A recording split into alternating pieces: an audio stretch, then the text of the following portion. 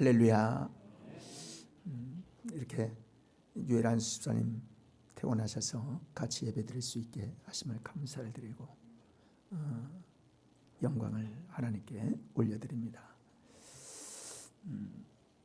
이번 주에 광복절 주간이 들어있는데요, 이번 주가 이제 78주년 되는 광복절 주간입니다. 이 광복이라는 말은요, 국어 사전적으로 보면 주권을 회복하다, 그런 뜻이에요.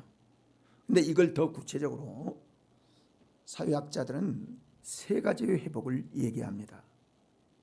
국민들의 주권 회복, 정치적인 자유, 그리고 민주주의의 회복, 이 세 가지를 진정한 광복이다, 이렇게 얘기를 합니다. 오늘 신명기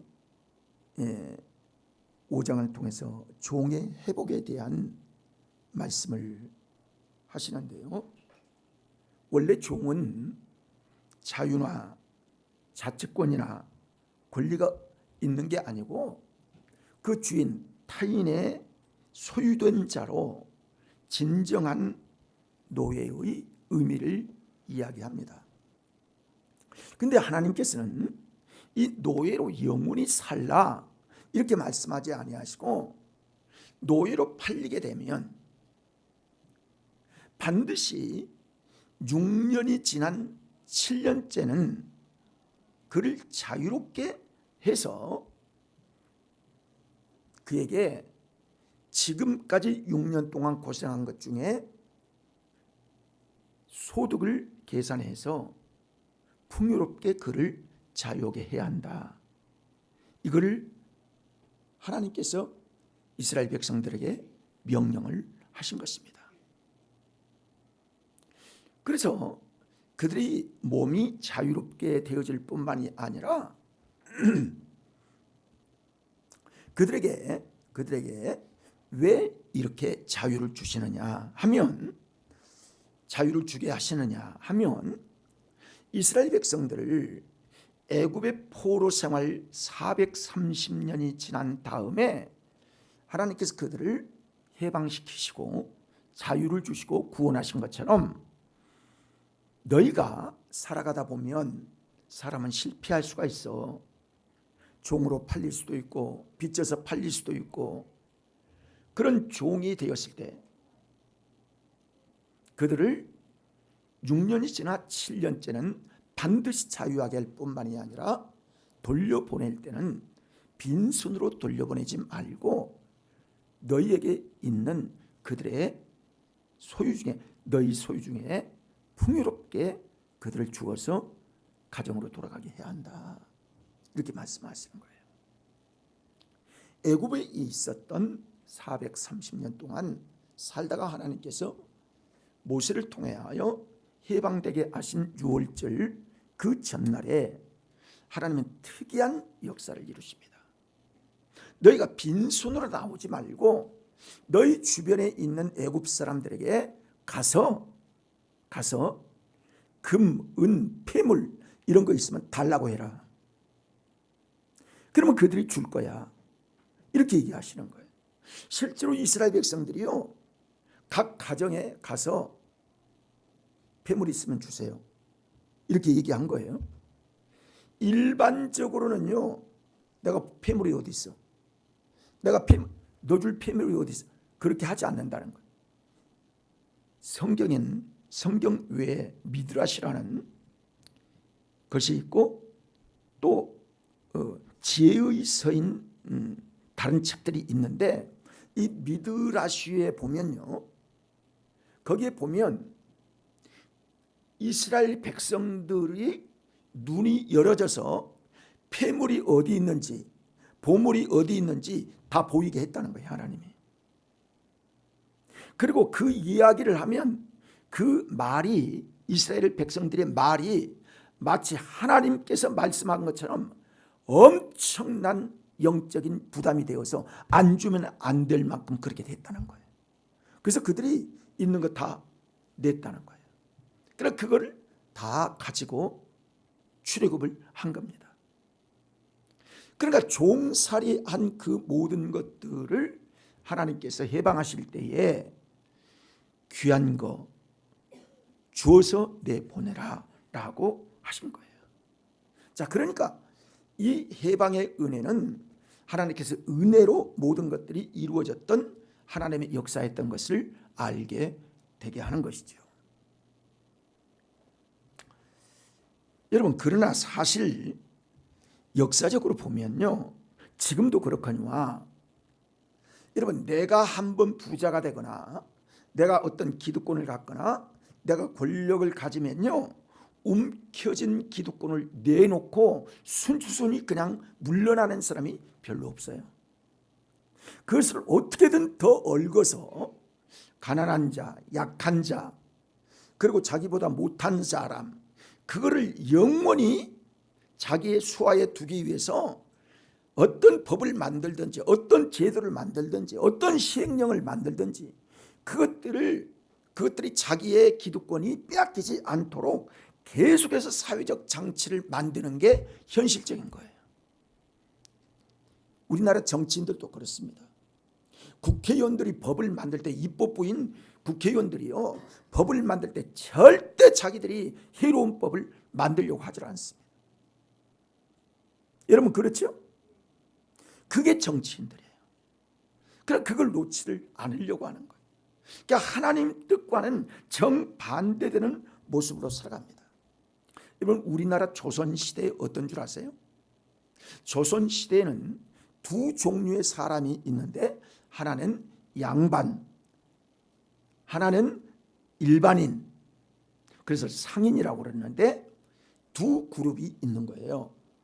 그런데 이 양반 계층이 제1계층이고 두 계층, 그 다음 계층이 피지배층인 이 상인인데, 이걸 구체적으로 더 나누면 지배계층인 양반, 그 다음에 중간계층인 그 피지배계층 되는 사람들, 중간계층, 그 다음에 하급계층이 있습니다.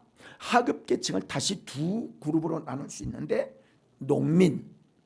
농민보다 더 못한 사람들이 바로 노비계층이 있었습니다. 이걸 제도를 바꾸질 않는 거예요. 이 제도를 바꾸면 자기의 기득권층이 다 무너지기 때문에 바꾸질 않는 거예요. 이걸요, 이승만 대통령이요, 이거 바꾼 겁니다.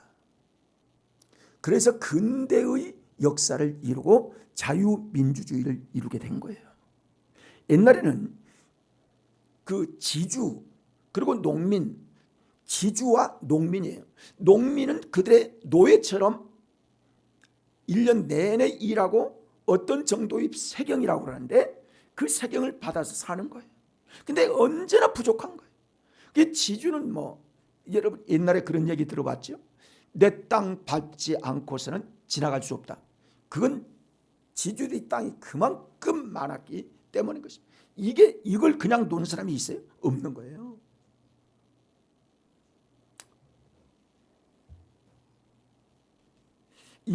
양반이라는 조선 사회를 통치해온 상급 지배 신분이 그 일들을 계속 이루게 된 것입니다.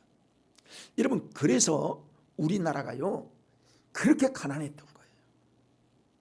우리나라를 세계 사람들이 다 기적의 나라라고 합니다. 자, 함께 따라할까요? 우리나라는 기적의 나라다. 아유, 제가 늦게 봤네요. 송충조당님, 여러분 박수 한번 합시다. 아유, 더 이상 교회에서 못 볼 줄 알았습니다. 아유, 감사합니다. 너무 감사합니다.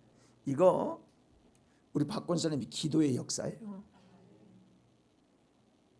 너무 감사합니다. 너무 감사합니다. 자, 오늘 말씀에 뭐라고 하냐면, 너는 기억해라, 너는 기억하라.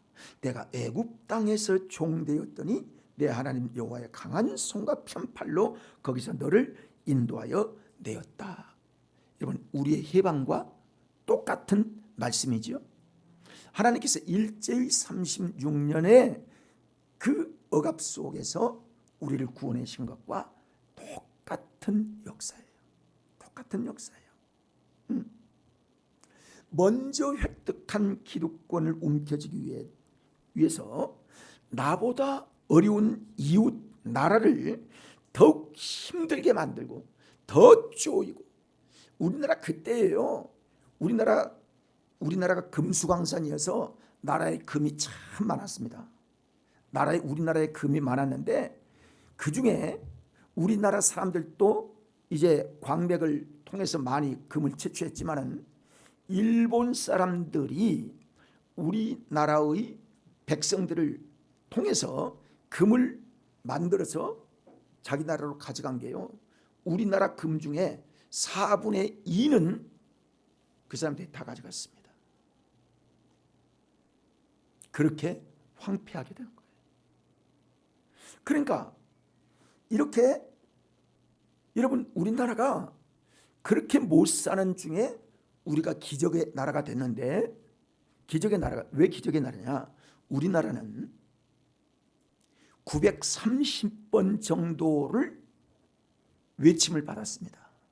일본의 외침이 많았고요, 천국 즉 중국에서 오랑캐들이 얼마나 많은, 아무튼 여기서 오고 저기서 오고, 아무튼 우리나라는요 가난할 수밖에 없어요. 그러니까 그 가난에서 벗어날 길이 없었던 거예요. 그런데 그렇게 후진국에서 중진국이 되고 중진국이 선진국이 된 나라는 세계 역사에서 없어요. 없습니다. 오직 대한민국밖에 없는 거예요. 참 얼마나 감사한지, 하나님의 은혜죠. 우리는 기적의 나라를 이루었고 기적의 나라에서 우리는 살고 있습니다. 이건 다 하나님의 은혜, 절대 사람으로는 이룰 수가 없어요. 지금까지 역사 가운데요, 이렇게 후진국이 더구나 압박을 받은 36년의 일본의 압박 가운데서 해방된 나라가 선진국이 됐다? 역사에서 찾아볼 수가 없어요. 하나님의 은혜입니다. 여러분 감사합시다. 우리는 하나님께 감사할 것밖에 없어요. 감사할 것 같습니다. 예수님 시대에도요, 바리새인과 서기관들이 그 좋은 예예요. 그래서 마태복음 23장 13절에 보면, 여러분 한번 읽어볼까요? 화 있을진저 외식하는 서기관들과 바리새인들이여, 너희는 천국문을 사람들 앞에서 닫고 너희도 들어가지 않고 들어가려고 하는 자도 들어가지 못하게 하는도다. 예. 바리새인 서기관들, 자기들은 예수를 잘 믿고 자기들은 하나님을 잘 섬긴다고 했는데, 그렇게 생각했는데 율법을 그렇게 지키라고 하고 자기는 까딱도 안 하는. 그게 왜 그러냐면 기득권을 가지고 있기 때문에 피지배자들에게 그렇게 강요를 하고 자기들은 하질 않는 거예요. 그러니까 하나님께서, 예수님께서 화 있을진다 7번이나 반복되는 말씀을 통해서 바리새인과 서기관들을 책망하시는 일들을 봅니다. 여러분, 율법의 본질은요, 하나님 사랑, 율법의 본질은 하나님 사랑, 이웃 사랑입니다. 그렇죠? 율법의 본질이 그래요. 하나님의 백성들로서 반드시 지킬 수 있는 이 율법을 하나님께서 만드셨는데, 이 율법을 다 지키고 살아갈 수가 없어요. 율법은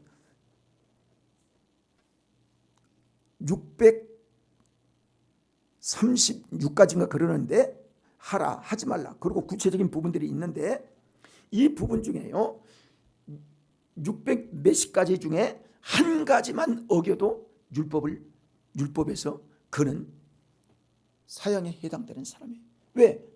너희가 그렇지 않으면 죽으리라. 지키지 않으면 죽으리라. 그런 살 사람이 있어요? 율법을 어기지 않는 사람이 있어요? 근데 이거에 왜 이걸 지킬 수 없는 것들을 하나님이 우리에게 율법을 주셨느냐 하면, 이 율법을 통해서 죄를 발견하게 된다는 거예요. 우리가 죄를 발견하게 돼요. 아, 오늘도 이 죄를 지었구나. 십계명을 모법으로 해서 이 계명들이 율법으로 우리에게 주어졌는데, 어떻게 하기 위해서 이 율법을 우리에게 주셨냐면 은혜를 알게 하기 위하여 율법을 주신 거예요. 은혜는 뭐예요?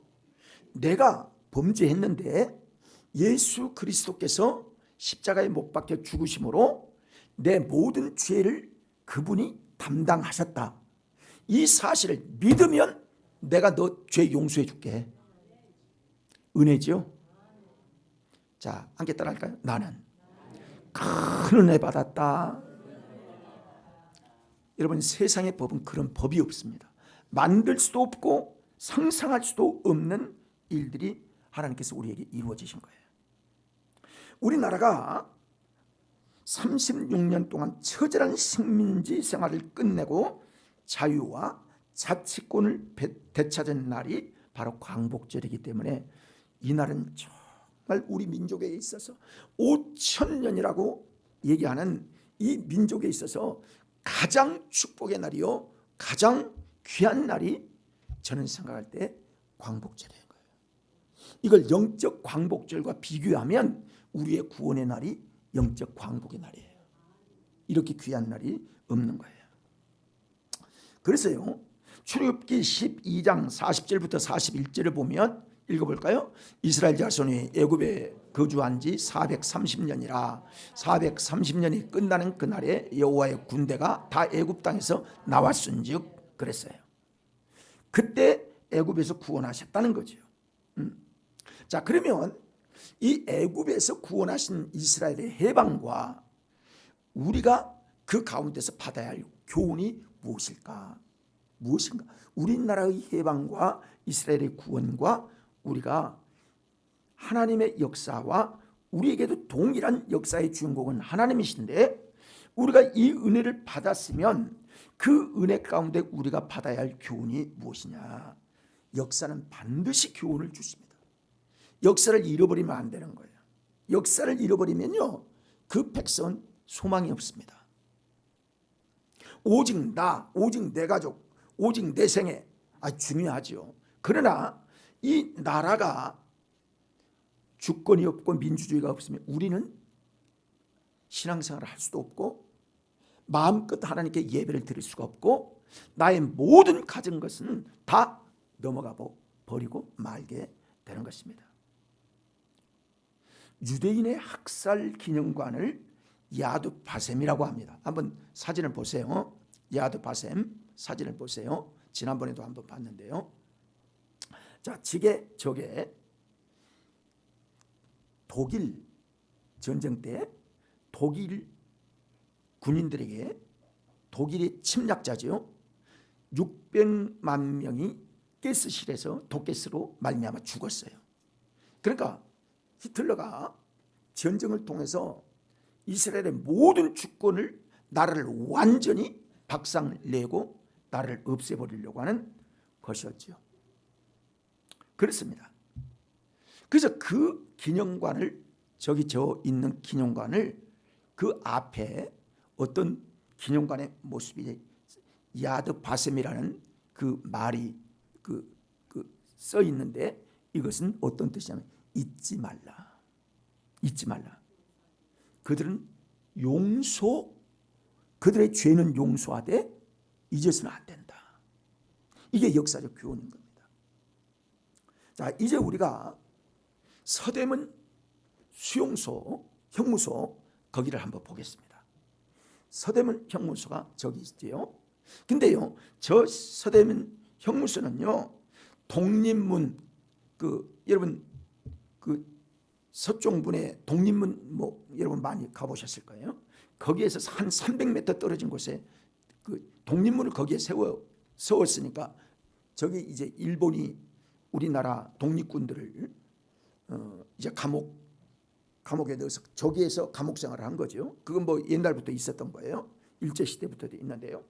그 지하 감방에 들어가면요, 거기에서 우리 독립군들이 유관순 열사 이런 분들이요, 그 지하에서 이 손톱 빼는 고문, 물고문, 가진 고문을 당하다가 거기서 죽고 엄청나게 많은 사람들이 애매하게 감옥살이 한 곳이 바로 서대문 형무소입니다.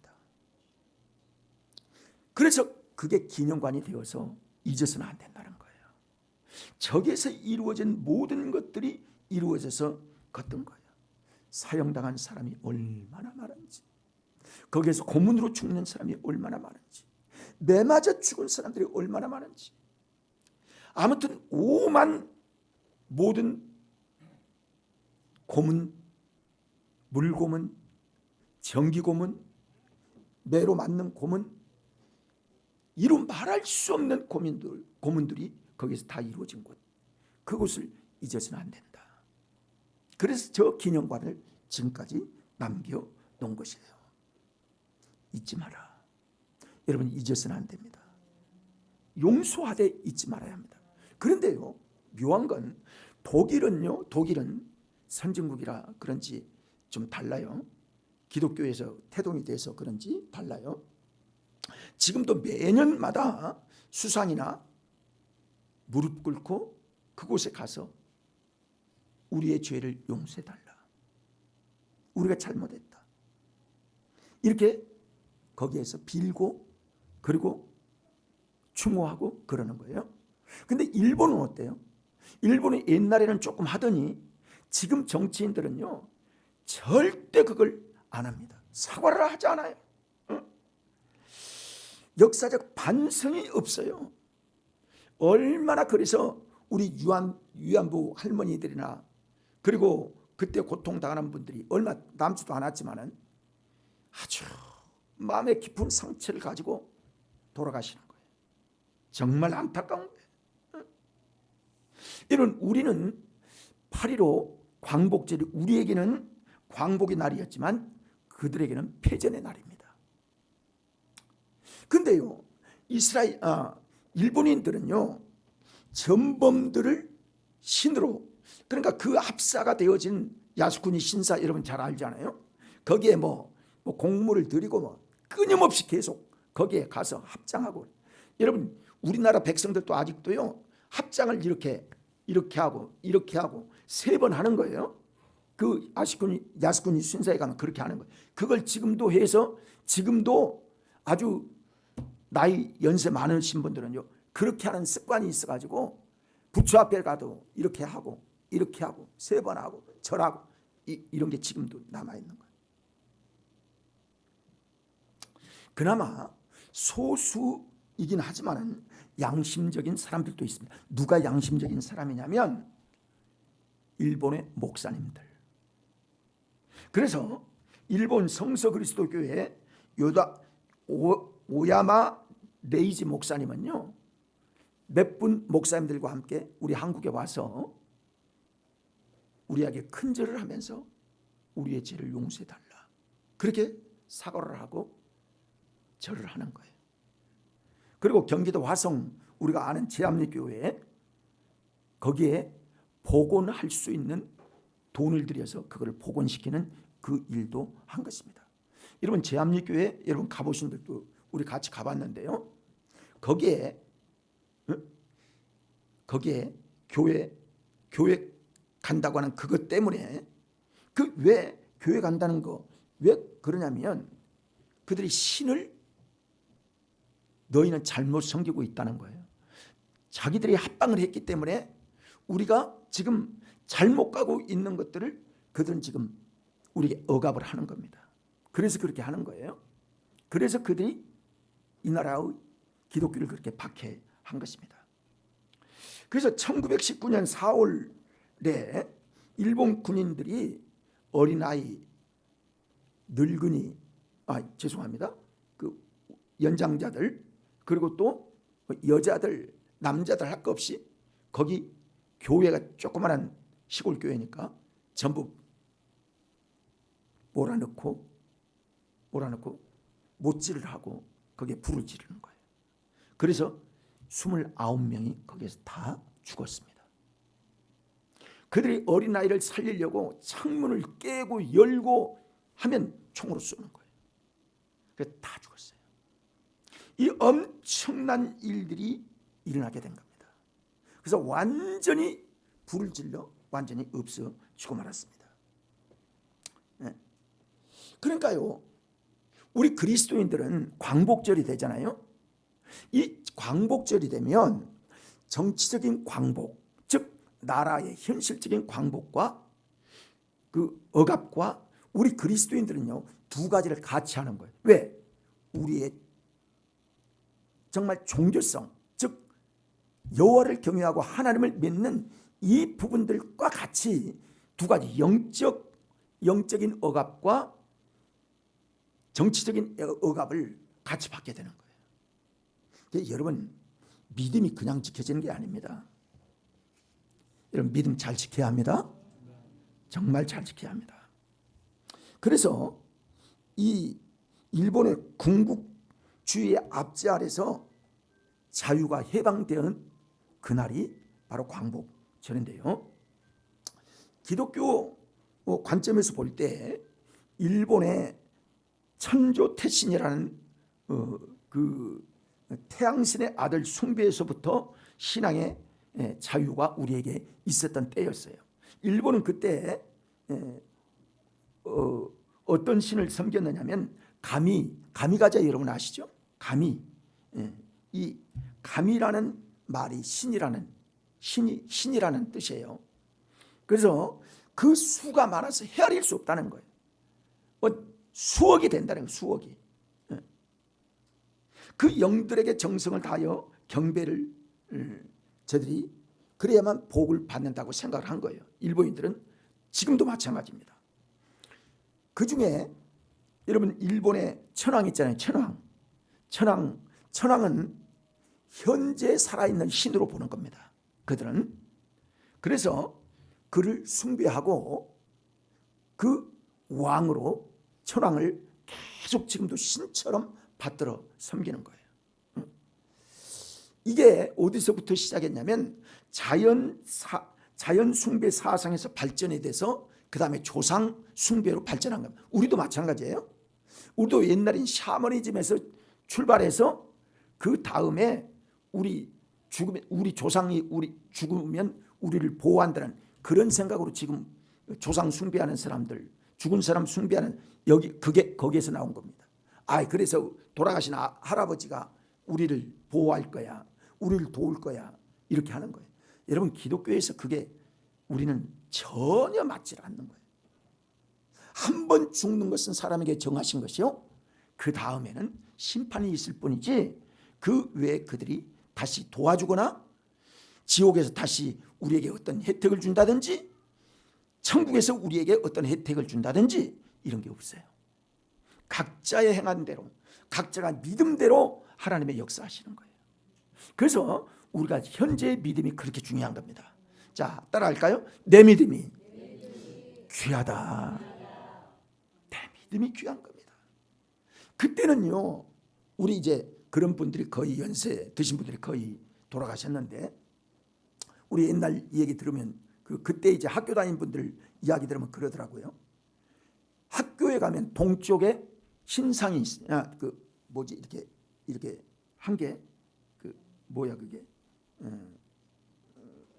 그 학교 동천에 보면 신사가 있어요. 그래서 거기에 합장을 하고 절하고 두 손으로 세 번 합장하고 절을 하는 이 일을 일본의 사람들이 이제 우리나라에 강요를 한 거예요.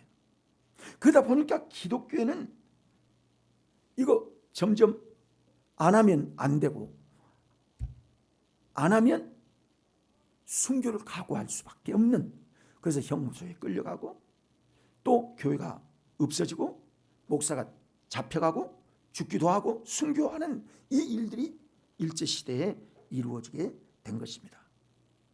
그때 우리나라는요, 미국의 선교사들을 통해서 많은 기독교 학교가 세워졌고, 그리고 교회가 세워졌고, 그리고 신학교가 세워진 그런 때였는데, 그때 이 일들이 이루어졌기 때문에 신사참배를 반대한 겁니다. 이거는요, 10계명의 제2계명을 우리가 지키기 위해서 자기의 생명을 걸고 신사참배를 하지 아니한 거예요. 죽음을 각오하는 순교적 신앙의 항쟁이 그때 있게 되었습니다. 끝까지 신사참배를 반대했던 기독교 학교들은 결국 문이 닫게 되었고, 끝까지 항쟁하는 교회 지도자들은 투옥시키고 국외로 추방시키는 일들이 그때 이루어지게 됐습니다. 1945년 8월 1일, 1945년 8월 15일이 우리의 광복절이잖아요. 근데 1945년 8월 1일에 어떤 일이 있었냐면요, 한국에 있는 모든 기독교 종파를 통합해서 일본 기독교 조선교단으로 강제로 통합시킨 날이 바로 8월 1일이었습니다. 그리고 14일이 지난 8월 15일 날 일본의 왕이 무조건 항복을 하고 광복의 날을 맞이하게 된 것입니다. 그때 미국의 장로교회 선교사들이 보고하는 바에 의하면 이 핍박 때문에 그때 우리나라의 남한과 북한에 합쳐져서 한 5천 개 교회가 그때 세워졌다는 거예요. 그러니까 1945년도니까 지금부터 뭐 오래된 거죠. 70몇 년 전이니까 그때 5천 개 교회가 있었어요. 그때 신사참배와 일본인의 그 압박으로 인해서 1200교회가 문을 닫게 되고, 그때 한 2000 성도들이 투옥이 되고 50명의 목사님들이 순교를 당하게 됩니다. 그때 이제 손영환 목사님도 그때 순교를 당한 분 중에 한 분이었습니다. 그때는 한 70만 명이 예수를 믿는 그런 우리나라의 성도들 가운데 그때 핍박이 되고 그러니까 반수가 줄었어요. 우리나라가 지금 코로나 때문에 한 5분의 1 가까이가 줄었거든요. 그때 여러분, 이 코로나 때문에 5분의 1이 그때도 반수가 줄은 것, 이거 여러분 한번 비교해 보세요. 이거 그럴만 합니까? 이거 그때 그렇게 반수가 줄었어요. 그래서 신사사상의 한국교회에 들어와서 범신론적인 기복신앙이 시작되고, 그것들이 지금도 한국 강산에 계속 흐르고 있는 이런 것들을 볼 때 안타깝지 않을 수 없는 것이죠. 여러분, 국가는요 어떻게 국력이 어떻게 좋아지느냐면 두 가지 요소예요. 하나는 경제력, 하나는 군사력. 이 두 가지로 말미암아 그 나라의 힘이 얼마나 강하냐, 얼마나 약하냐, 그렇게 증명을 합니다. 우리나라 경제력은 지금 세계에서 10번째 국가죠. 그리고 이제 군사력은 세계 6번째입니다. 여러분, 대단한 겁니다. 이거 엄청난 겁니다. 그래서 지금은 어떤 나라도 우리 대한민국을 쉽게 보지 않아요. 우리나라 비자를 가지고 가면 세계에서 2번째로 우리나라 비자가 귀합니다. 그래서 서로 우리나라 비자를 아주 모조해서 그거 가지고 도용하려고 하는 것이 있기 때문에 세계 공항에서 아주 세밀하게 대한민국 여권을 아주 세밀하게 검사하게 되는 거예요. 또 어떤 나라에서든 우리 여권을 가진 사람을 우대하는 경우가 많고 아주 굉장히 빠른 수속을 하는 나라들이 많습니다. 이렇게 국력이 높아지게 된 거예요.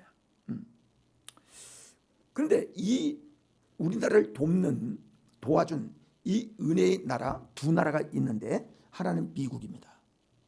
그러니까 한미 동맹이 그렇게 중요한 거예요. 만약에 미국이 돕지 않고 미국이 경제적으로 원조를 해주지 않았더라면, 그리고 우리나라를 자유민주주의로 굳게 세웠지 않았더라면 우리나라는 공산주의가 옛날에 되었을 겁니다. 근데 미국의 은혜로 우리나라가 자유민주주의가 되고, 그리고 경제적인 도움으로 우리나라가 이렇게 발판이 되어서 세워주는 은혜가 우리 한미 동맹을 통해서 이루어지게 돼서 우리가 가장 중요한 나라가 미국입니다. 두 번째로는 군사력을 도움을 준 나라가 지금의 러시아, 옛날에 소련이었습니다. 그런 이유가 있어요.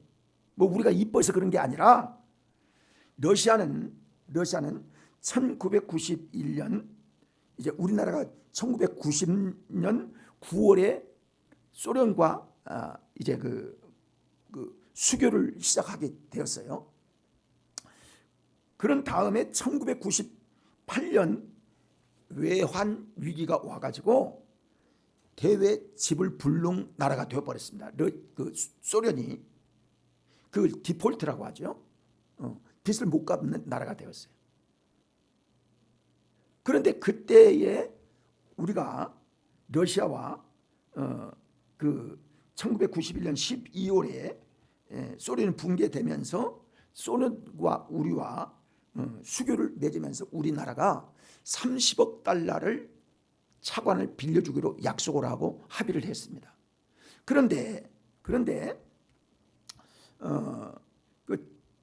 그 1991년 12월에 소련이 붕괴되면서 1998년 외환 위기로 인해서 디폴트가 선언된 다음에 우리가 소련의 제공을 그때 얼마까지 했냐면 14억 7천만 달러를 줬는데 받을 길이 없어요. 왜냐하면 나라가 없어졌으니까. 근데 소련을 러시아가 계승을 받아서 지금 러시아가 된 겁니다. 근데 러시아에서 갚을 길이 없으니까 현물로 갚겠습니다 해서 무기를 주기 시작했습니다. 그래서 무기를 주었는데 그때 받은 자주포, 장갑차, 탱크, 미사일 이런 것들이 그때 최첨단 무기를 그때 우리나라에 돈으로 현물을 받게 된 거예요. 그건 우리나라에서 그것을 역으로 분해해서 연구를 하면서 우리나라 방산업이 지금까지 발전하게 된 겁니다.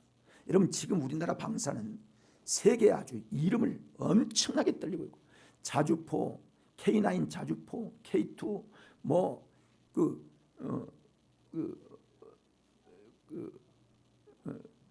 비행기 또 지금 전투기 KF-21 아주 세계가 주목하고 있는데요.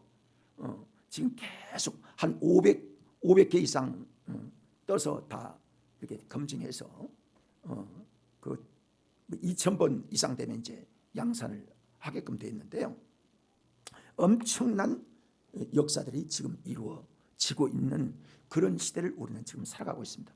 그러니까 우리나라는요 기적의 나라가 밖에 할 수가 없는 것이 뭐 방산 또 IT에 뭐 배터리 그리고 조선업 그리고 그게 들어가는 게 삼성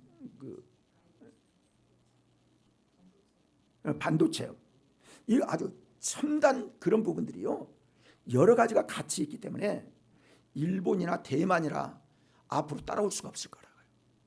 그래서 지금부터 한 15년쯤 되어지면요 우리나라는 한 6만 불 시대가 거의 될 것이라고 학자들은 거의 보고 있습니다. 그런데 그때는 일본이 한 4만 5천 불에서 5만 불 가까이 될 거고 그리고 대만도 역시 그만큼 가까이 따라올 거예요. 우리하고는 될 수 없는 그런 차이가 되어서 우리나라가 아주 굉장히 앞서가는 그런 나라가 될 것이다. 여러분 하나님의 은혜죠. 하나님의 은혜죠. 기적 같은 역사들을 하나님께서 우리에게 허락하시는 겁니다. 여러분 그러나요. 이렇게 해서 이제 한국 방산업이 이제 국력이 이제 무기업으로 이렇게 무기를 잘 만든 나라가 됐는데요. 우리가 지금 청주에 F-35 40대가 들어왔잖아요. 마틴 어디요? 록히드 마틴을 통해서 40대를 구입을 했는데 그 중에 하나는 동체 착륙하다가 지금 못 쓰게 되어서 못 쓰게 되고 39대가 있는데 앞으로 뭐 더 많이 산다고는 하는데요. 근데요 록히드 마틴은요 미국은요 굉장히 비싸게는 팔아요. 이제 동맹 나라들에게 무기가 보통 비싼 게 아닙니다. 우리나라 무기와 미국에서 파는 무기하고 비교해 보면요 말도 못하게 비싼 거예요. 우리나라가 1억이라면 거기는 3억쯤 줘야 살 수 있을 만큼 비싼 거예요. 그래도요 어느 때는 지금 F-21, KF-21이 지금 우리가 이제 계속 하고 있는데, 그때 그 록히드 마틴과 공동 개발을 하면서 미국에서 4가지 비밀스러운 모든 첨단 그 무기 그 부품들을 우리에게 주고 가르쳐 주기를 했는데 안 가르쳐 주는 거예요. 안 가르쳐. 그렇게 약속을 했는데도 안 가르쳐 주는 거예요. 그 왜 그러냐면 기술 유출 때문에 그러는 거예요. 이해는 가지만은 약속을 했으면 지켜야지. 안 하는 거예요. 뜯어보지도 못하게. 참 그러니까 우리 자체적으로 개발을 해서 우리 대한민국의 자체 전투기를 지금 만들어 가고 있는 것입니다. 여러분 지난번에 우리에게 우주 발사대 그 성공했잖아요. 그 공에서 있는 그 러시아의 도움으로 한 겁니다. 우리 스스로 할 수가 없어요. 아직 저도 그런 데 관심이 있어서 보면요 아직 미국과 우리와 그리고 첨단의 과학이 그 우주업 이런 것들을 보면요 한 30년 20년이 아직 떨어졌습니다. 따라가지 못해 우리나라. 그러니까 그런 도움으로 인해서 경제적 도움, 군사적 도움으로 인해서 우리가 이렇게 신속히 선진국이 되었고 세계가 우러러 보는 그런 나라로 지금 세워지게 된 것은 하나님의 은혜가 아닐 수가 없다는 거죠. 사랑하는 여러분, 하나님께서 우리를 독립시켜 주셨습니다. 이게 이제 그러므로 우리나라는 우리 민족에게 해병을 주신 하나님의 은혜에 감사하고 하나님 뜻대로 우리 그리스도인들이 살아야 되는 거예요. 광복절을 맞이해서 우리나라의 독립과 국가의 소중함을 다시 한번 일깨워서 잊지 말자. 이 광복을 잊지 말자. 특히 어떤 걸 잊지 말자. 하나님의 은혜에 잊지 말자. 이스라엘 백성들에게 끊임없이 얘기하는 게 너희가 기념할 것은 잊어서는 안 된다. 기념은 왜 해요? 잊어버리지 말기 위해서 기념을 하는 거죠. 사랑하는 여러분, 하나님의 은혜 잊지 말고 삽시다. 이 나라의 독립을 위해서, 이 나라의 민주주의를 위해서 우리가 최선을 다하고 그리고 나라 사랑하는 우리의 믿음의 자세가 되어야 될 줄 믿습니다. 기도하시겠습니다.